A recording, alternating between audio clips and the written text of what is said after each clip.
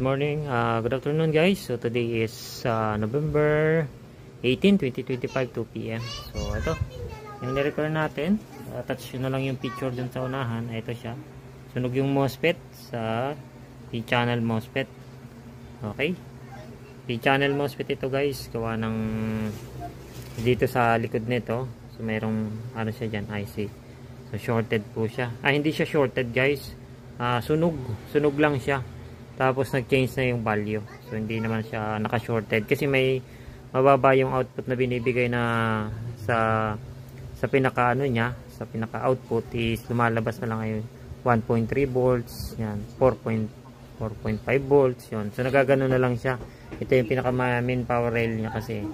Yan, ito yung nasa 19 volts siya, may mga electrolytic capacitor na yan.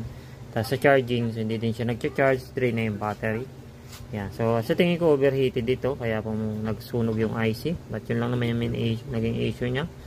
Yan. Tapos yung thermal pad expired na rin po yung thermal paste. So hindi ano na rin, medyo dry na rin.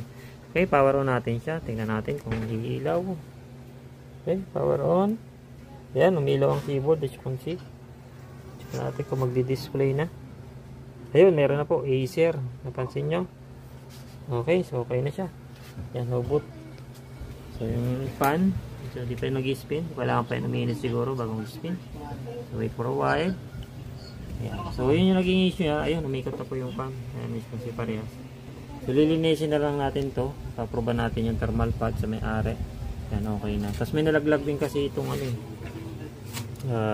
dito, yung parang pinaka-clip dito nalaglag dito. So baka nagkaroon ng short circuit kaya nasunog yung main volts rail natin. So sayang kasi siya yung primary MOSFET. Hindi naman siya shorted, na sunog lang po talaga.